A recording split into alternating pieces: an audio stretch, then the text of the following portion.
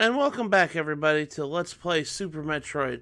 In the last episode, we did a bunch of cleanup. We basically went back around Zebes, and well, I say Zebes, but mostly Brinstar and Criteria to pick up some upgrades that we haven't picked up yet. In today's episode, we're going to be going and venturing down Norfair. Now that we have the power bombs, we can finally progress through the game as normal. And I mentioned, I was like, whoa, we're going to go through this yellow door, see what's behind it. You want to know what's behind it? A map station. I tricked you guys. I made it seem like, oh, there's something cool out here. No, it's a map station. It just gives you a full map of Norfair, which is handy. There's a lot to Norfair, especially later in the game, because we're only going to be seeing a good chunk of it for a little while, and then late game we see a whole bunch of it. So it's actually kind of funny when you really think about it. Anyways, what we really need to do is we need to go back through the speed booster room and continue our speed booster. And if you remember, there was power bomb things here. So let's go ahead and use a power bomb here. And now we can progress further down into this room right here. Now, I'm going to be honest, this next room we're coming up is probably going to be the one that I struggle with the most in this entire game. And you'll understand why here in a second. I know I'm probably making this like super hard on myself when you really think about it. There's probably other methods on how to do this pretty effectively. But I will be honest with you. It's right here in this room. Yeah, as soon as you enter, it just gives you crumbly blocks everywhere. There's a pickup in this room. And it's in this, at the very top of this wall right here. And you kind of have to navigate yourself upwards to get through these crumbly blocks.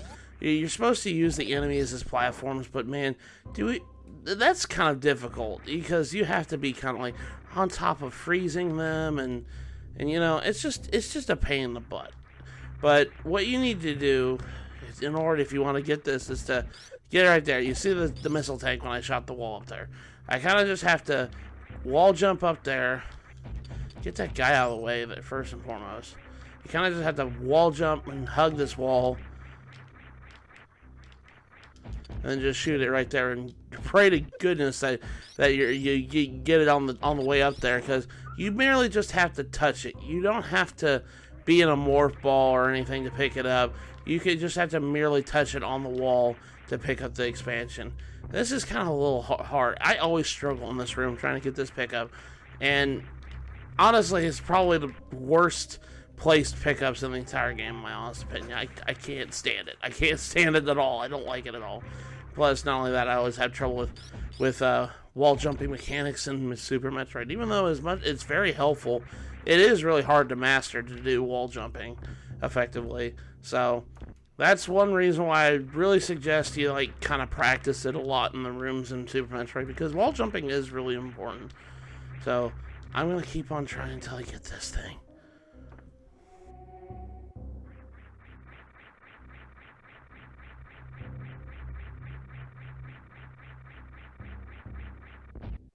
There we go. It didn't take very long this time. Yeah, you just have to shoot the wall right there, and there's a missile expansion right there, just, you know, chilling right there. I don't know who designed this room to have crumbly blocks everywhere, and I know there's probably an easier way to get that, but man, I'm not like super good at this game like everybody else is. We're gonna start up a speed booster and just charge our way through this room right here, and this kind of loops back to this room real quick. There's a couple things we can do. There's a super missile door right there.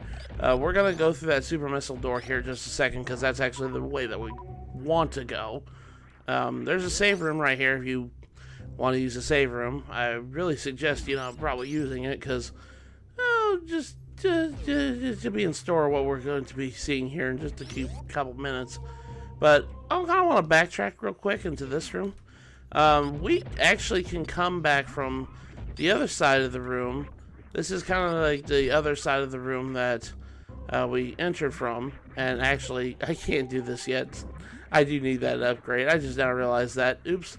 We're going to come back to this room here in a second. I forgot you need a certain upgrade in order to do that. You need the upgrades that we've been needing that I've been saying, kind of hinting at. It's kind of pointless, but it's not really pointless. And we're going to be getting it soon. We're probably going to actually get in this episode. So, if you keep going down this way, you'll encounter more stuff if you keep going over to the right, you'll encounter more stuff, but we're going to do that here in a minute. We're actually going to go inside the Super Missile door right now. So let's go ahead and do so. As soon as you drop in, you're greeted into a boss room. This is Crocomire. Crocomire is a very a lot of famous mini boss from this series, and I wish he came back in later games, to be perfectly honest, because I like Crocomire. I think they plan to use him in Zero Mission at one point because his model's in there.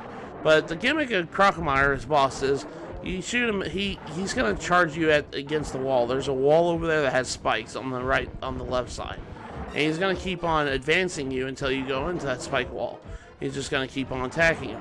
What you want to do is just keep feeding him missiles when he opens his mouth, and you push him back. And the object of the game is to push him back until he gets over to a bridge and it crumbles and he falls into the acid below. Or the acid and lava, whatever you want to call this. I think this is just lava. We're in Norfair. It'd make more sense if it was lava. Not doing a good job here. I don't think supers affect anything. Does it make him go back further? Yeah, it does make him go back further. Okay, so super missiles are kind of your best friend with pushing him. But, I mean, at this point, unless you went and backtracked, you probably won't have many super missiles. Okay, come on there. There we go. Just keep pushing back. But, yeah, this is the whole name of the game. You're just pushing. It's just a game of tug-of-war with him. He's threatening because he's got his arm attack. He shoots little projectiles at you. But that's okay. As soon as he comes down here, you're greeted to the most gruesome death in Super Nintendo history.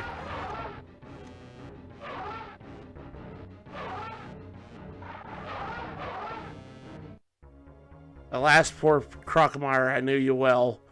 Man, that is scary looking. You see his skin literally melt off of his body, his muscle tendons melt off his body. And it's just like, holy crap, that is surprisingly graphic. But that's not the only thing we have to do. We just had, if you notice, there was bubbles going over here. So if you keep coming over to the left side where that spike wall was, it seems like we're not done yet.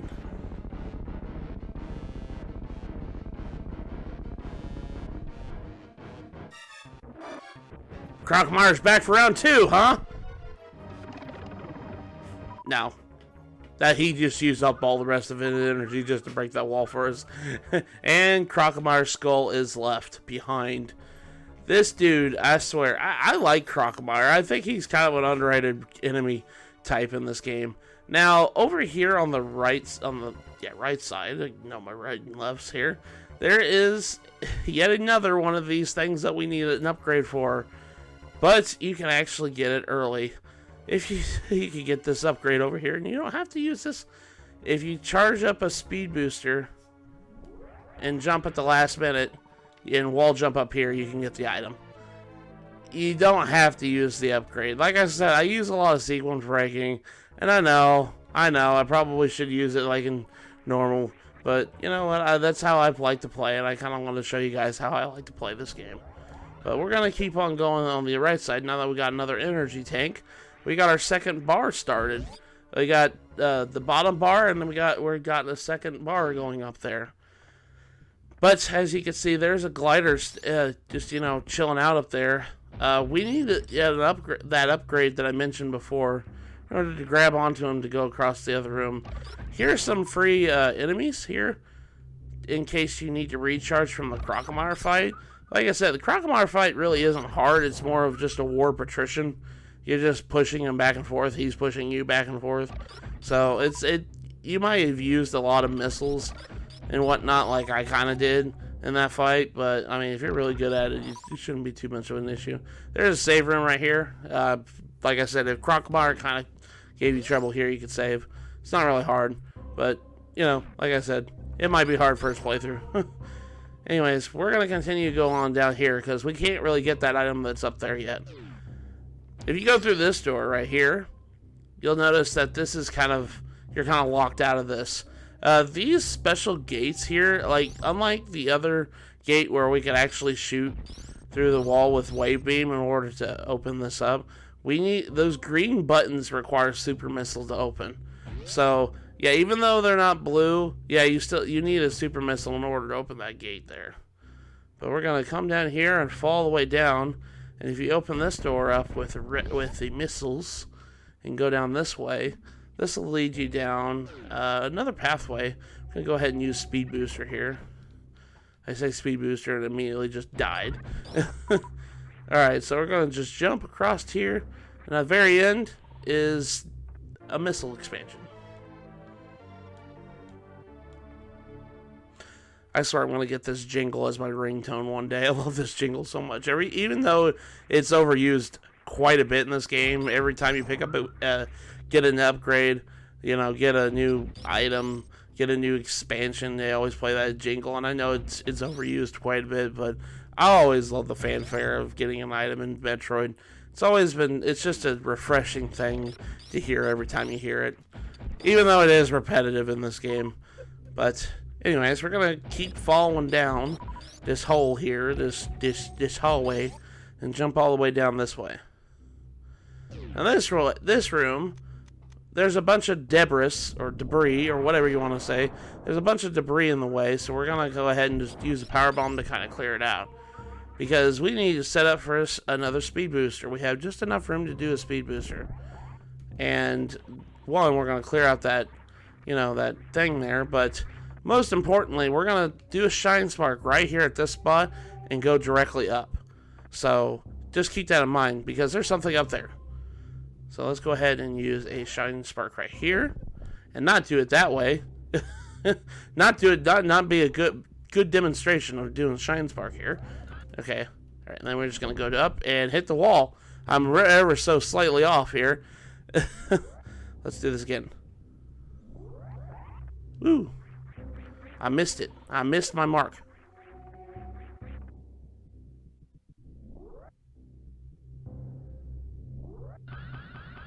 There we go. That's what you need to do. As soon as you do that, there's missile expansion right here. I can't do Shine Sparking, man. Shine Spark has always been a tricky thing with me in this game. I could do it. It's so weird because it really kind of shows you the type of Metroid player that I have been over the years. I love this game. I love this game to death. It's become one of my new favorite games of all time. But some of the mechanics in here have aged so differently than how I played Metroid when I grew up. I was so used to the more tighter controls than this. And Super Metroid has a lot of floaty controls compared to later games in the series. But anyways, in order to do the next thing, we need to set up a Shine Spark and not do this. Like I said, I kind of delayed a little bit with my jumping. What you need to do is, right here off this ramp, you need to jump when you're speed boosting. So, that's how you're going to get across this lake here. And do this and jump like that. There you go.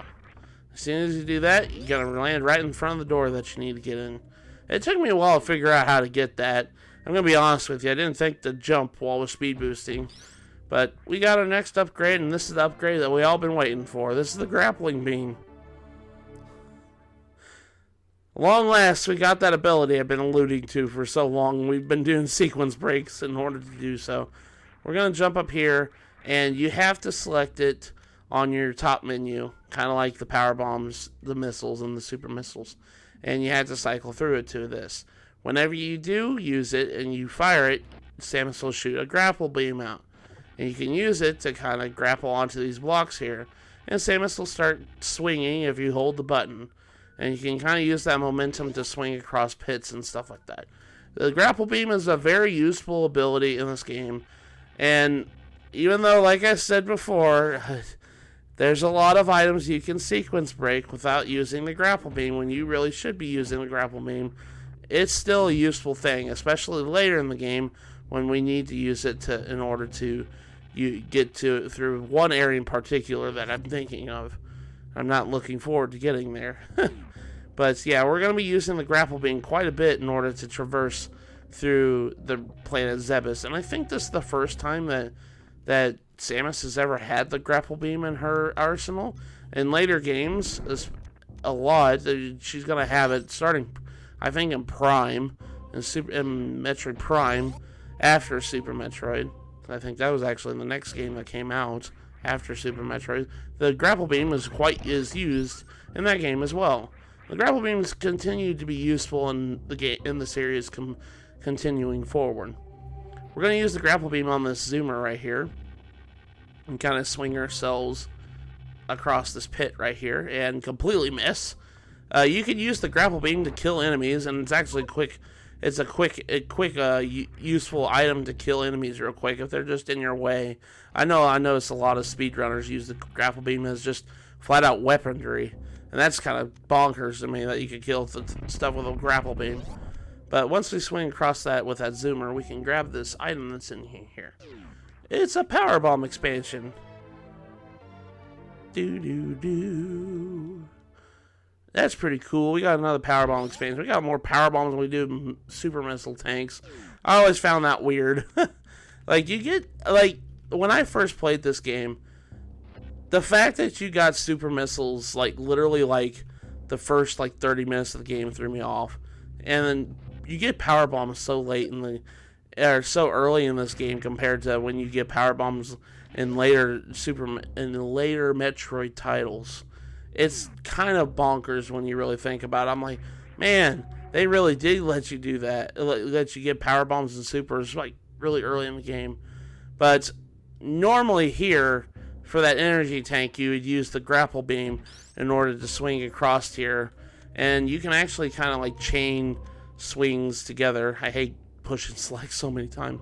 But you can actually just chain your swings together. But I would really suggest holding your your aim diagonal, holding your shoulder button to aim upwards whenever you're swinging in order to grab onto the next thing. So we're going to be doing that quite a bit with the grapple beam, so be mindful of that.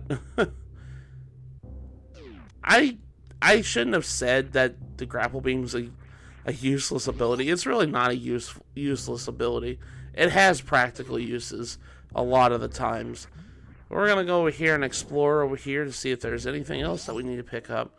I doubt there's anything over here. We're going to use this energy recharge to fully recharge our energy. And this is where you would go normally at this point in the game. This is where you would go get Wave Beam. But since we sequence broke and got Wave Beam early, we don't need to do that. So you would go down this path right here like that. And then you would pop in basically back in the area where this area that leads to Lower Norfair. But we don't have abilities to explore Lower Norfair yet, and we won't until very late game. But this will pop you back out near the area where you can get, Wave Beam like normal. And you need to have, if you're playing normally and you don't want a sequence break, this is the point where you would do so. I think did I get into a wall there? No, I'm just dumb. Ignore that last comment that I just made. I'm just dumb. Just forgive me. Anyways, we're gonna go backtrack since we already have Wave Beam. I'm not gonna bother with going back over there. But yeah, this is the point where you would go and get Wave Beam if you're playing normally and not doing sequence breaks like I am. So I'm gonna go ahead and take the recharge because I'm dumb and I took some damage there. This is where we're gonna explore, I think, upwards here. I don't think there's anything up here, but I'm gonna double check. But we're gonna backtrack to a certain area that I haven't do. I don't think we can kill those enemies. Kill that space pirate though. These zoomers, right? These zoomers, gliders, zoomers. I don't know. I keep the names wrong all the dang time. I don't really pay attention to enemy names very much. There's some I know for sure, like Shriek Bats and stuff like that, but I really don't pay attention to that stuff. But here we go. He leads us back to this room. So that's how you get out of this room here. I just wanted to show you guys where where most of the stuff is on the map here in case you ever get lost, because, well, Super Metroid is kind of a big game. Even for a 16-bit game, it's kind of a big map. And it's hard to navigate some things. I just want to show you where everything's at. Okay, so we're going to go back over here outside Crocmire's room. And we're going to go back into that room I told you I needed an upgrade later. Well, we got the upgrade. So we're going to come back up this way and recharge on Super Missile there. We're going to go this way. Inside here, we're going to use the grapple beam in order to get across this chasm. And this will pop us back into, I do believe, the main hub area of Norfair.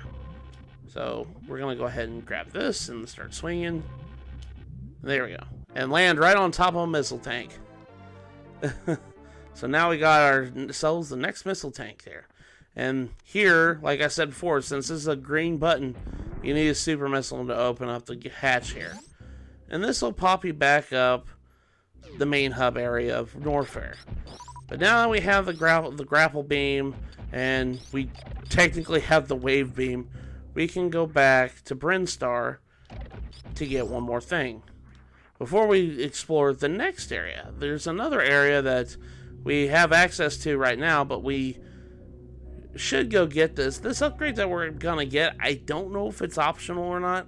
You really don't need this upgrade, but I'm going to get it anyways because it's 100% playthrough, so I'm gonna get it anyways. It's over here, and we passed this yellow door quite a bit, but I needed grapple beam in order to get the said item. And I don't, like I said, I don't think you need this item to 100% the game. I think this is completely an optional upgrade, but I'm going to get it anyways. I don't know. I don't think I've ever seen a playthrough where they skip. Well, I've seen like randomizers and stuff like that, but I don't see people.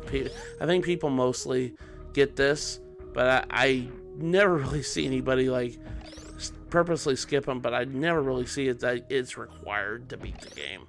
You know, like there's some things that you need in order to get, and it's like it's required to get it. Like the grapple beam, you need the grapple beam to even access certain areas in the game. I just hit my head on the ceiling there.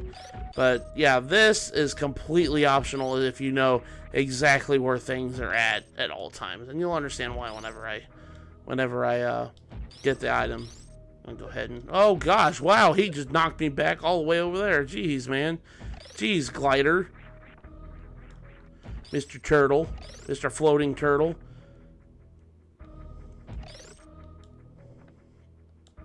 Okay, I'm going to jump up here and jump this way. And if you come over here... Yeah, that blue door right there that we access to. I showed this, I think, last episode.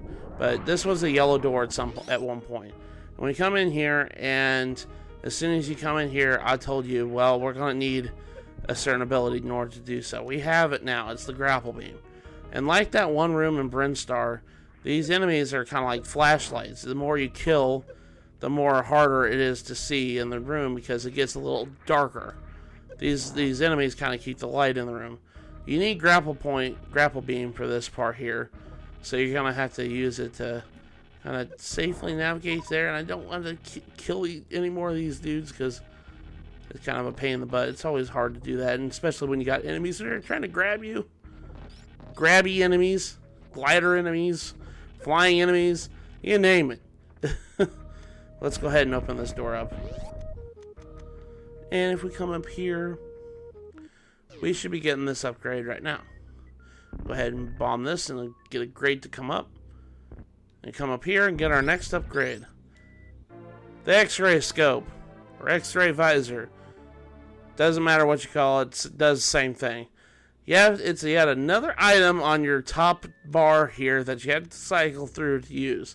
When you open it up and you push the B button, the beam button, you can use it to see hidden blocks and stuff like that.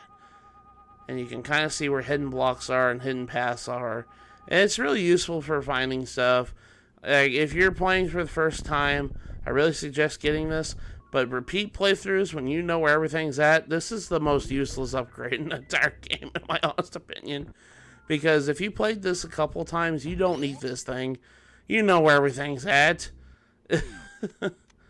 I think this is completely optional, and you don't have to come and get this if you don't want to. But I really suggest first-time players get the X-ray scope because, well, it is helpful in some. It's helpful for finding things. It's like the pulse radar in some way, but with like it's like the pulse radar in later games like Samus Returns and Metroid Dread, where it kind of like shows you where hidden blocks are and stuff like that. Well, the X-ray scope does the same thing, and the X-ray scope actually shows up in later Metroid games like Metroid Prime and then Metroid Prime 3. It comes back, and it has different purposes. It's used differently in those games rather than this game. This game is just to reveal hidden blocks and stuff like that. But I guess in Super Metroid, or not Super Metroid, Prime and Prime 3, they kind of serve the same purpose. It's used to find hidden things. So I'm not totally off the mark there. But we're going to go head back to Crateria, because now we have officially gotten all the upgrades that we can get right now, and we can now advance to the next area of the game. But I think I'm just going to go ahead and take the save room, and we're going to call it here in this episode. So in the next episode of Let's Play Super Metroid, we're going to go to the next area of the game. So with that, I'll see you guys in the next episode.